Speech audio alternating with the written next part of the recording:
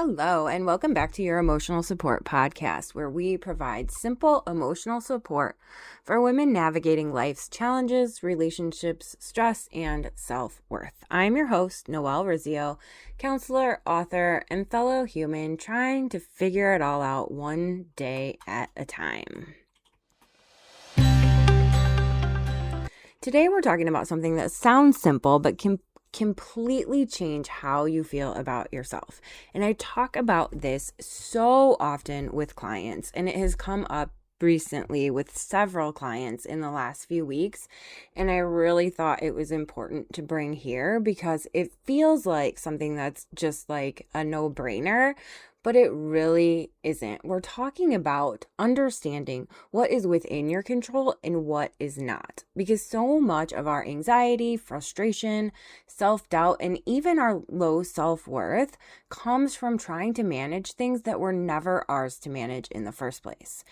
If you've ever found yourself exhausted from trying to make someone understand you, worried about what everyone thinks, or blaming yourself for things that aren't actually your responsibility, this episode is for you.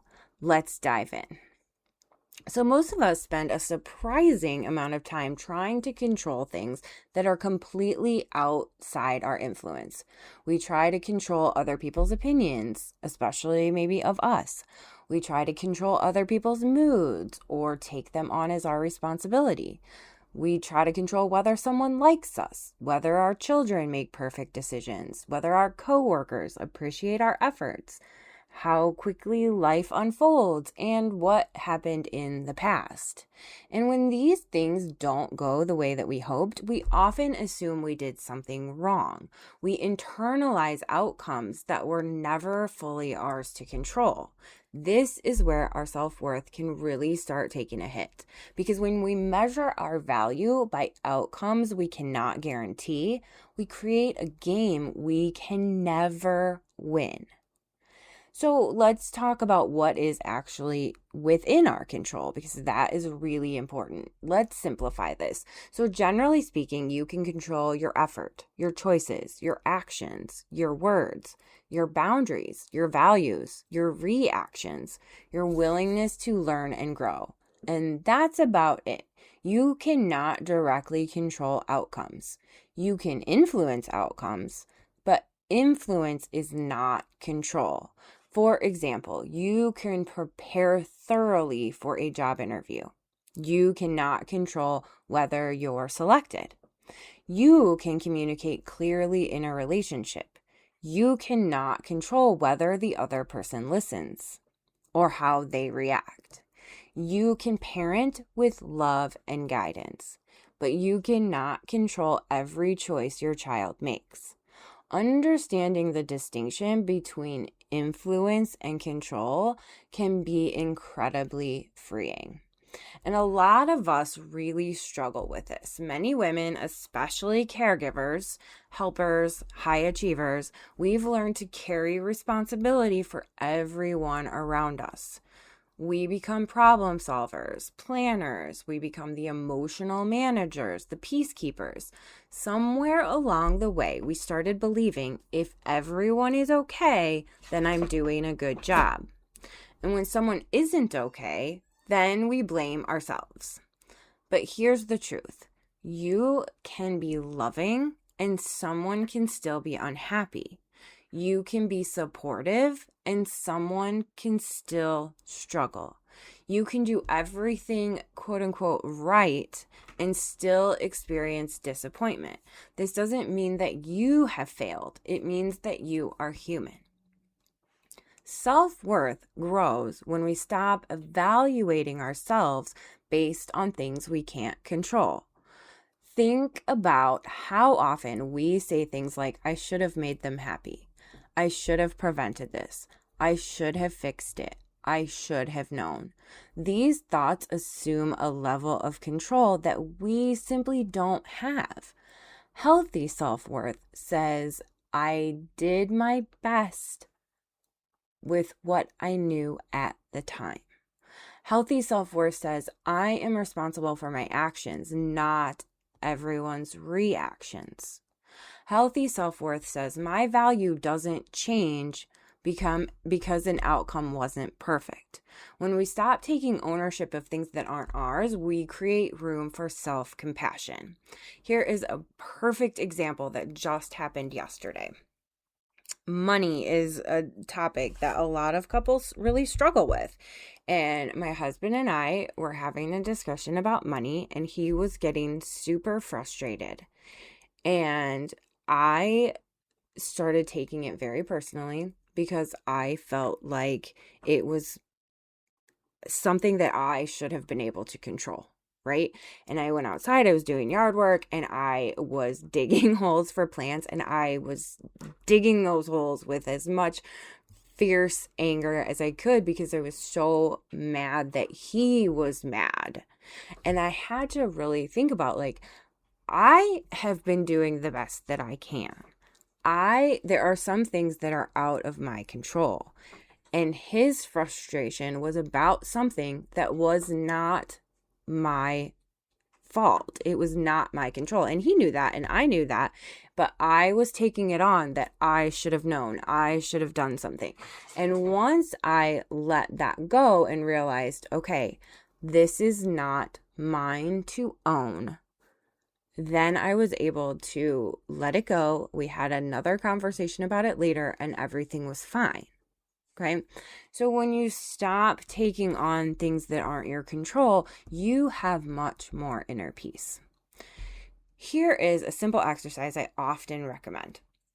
Take a piece of paper and draw either a line down the middle or a circle in the middle. And on one side or in the circle, label it within my control. On the other side or outside of the circle, right outside my control. Let's say you're worried about a difficult conversation. Okay, what is within your control? Preparing what you want to say, staying respectful, being honest, listening. What are the things that are outside of your control in this conversation? Their response is out of your control. Whether they agree is out of your control. Whether they make changes is out of your control. And whether they like what you say is not in your control. Immediately, you can see where your energy belongs. When we focus on the things that are within our control, we feel empowered. When we obsess over the things that are out of our control, we feel helpless, we feel frustrated, and that increases our stress, right? So sometimes people hear this concept and they think, so I should just stop caring. No, not at all. Letting go of control isn't giving up. It's accepting reality. It's recognizing where your responsibility ends. It's showing up fully while understanding that you don't get to write every part of the story. You still care. You still try. You still love. You simply stop carrying burdens that were never yours to carry. Okay? Let's look at another few examples from real life situations. Like if you're applying for jobs, what is within your control? Updating your resume, applying consistently, being aware of new positions that are available, maybe practicing interviews. What is not in your control is the hiring decisions, the economic conditions, the other applicants. What if you're dating? Okay, this is a big one. What is within your control? Being authentic, communicating honestly, setting healthy boundaries. What is not within your control is whether someone chooses you, and that we take on a lot. Okay, what else is not in your control? Their emotional readiness and their level of maturity. Okay, what about parenting? Huge, huge, huge. We take on so much of what our kids do, say, how they behave, okay? What is within our control? Teaching values to our kids, providing guidance for our kids, being present with our kids. What is not in our control is every decision our kid makes, every challenge that they encounter. And what is not in our control is their future outcomes. When we stop measuring ourselves by the things that are outside of our control, then our self-worth becomes much more stable. So here are a few new questions to ask yourself. Instead of asking, how can I make this work out exactly the way I want? Try asking, what is the next thing that is within my control? This question shifts us from anxiety to action, okay? From helplessness to empowerment, from perfectionism to progress. And that shift can make a tremendous difference in how we feel about ourselves.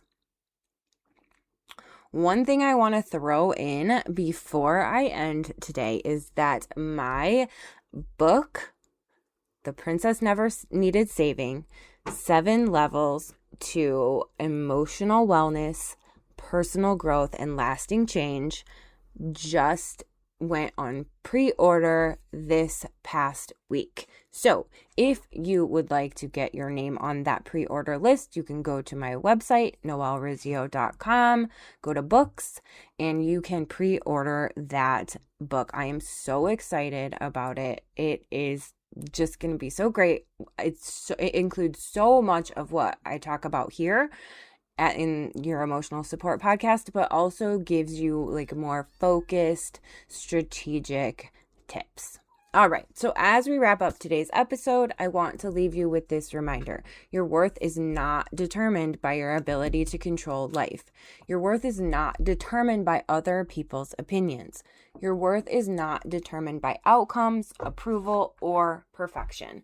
Your worth comes from who you are, not from how successful you manage the things that were never yours to control in the beginning. So this week, when you notice yourself carrying a burden that doesn't belong to you, pause and ask, is this within my control? If the answer is no, practice releasing it. If the answer is yes, focus your energy there. You may be surprised by how much lighter and more confident you begin to feel. Thank you so much for spending this time with me today. If this episode resonated with you, please share it with a friend who might need that reminder. Until next time, remember, you are worthy exactly as you are. I am so glad you're here.